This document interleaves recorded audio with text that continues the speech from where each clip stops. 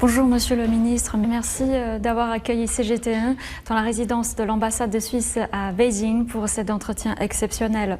Nous sommes à l'approche du 75e anniversaire de relations diplomatiques entre la Chine et la Suisse.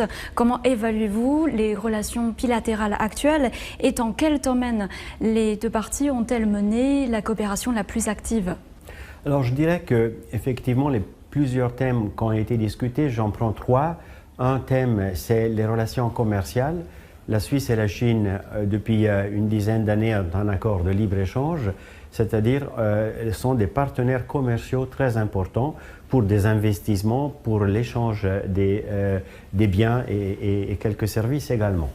Un deuxième thème qui a été aujourd'hui discuté et qui mérite notre attention, c'est le changement climatique et les efforts de la Chine et de la Suisse et de la communauté internationale pour nous aider à avoir un monde dans lequel on arrivera toujours à respirer l'air et que nos enfants pourront vivre sans tomber malades.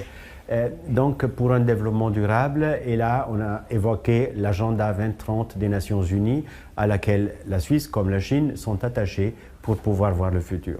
Le troisième thème, c'est la coopération scientifique dans l'innovation. Malgré la différente taille entre la Suisse avec ses 9 millions et la Chine avec 1,4 milliard, on est les deux des pays très novateurs à la pointe de la recherche et à la pointe de l'innovation, et nous avons beaucoup de coopérations qui, à cause de la pandémie, ont été ralenties. Donc c'est le moment de relancer ces relations dans une phase plus mûre des deux côtés, donc sachant bien ce que l'on peut désirer l'un de l'autre.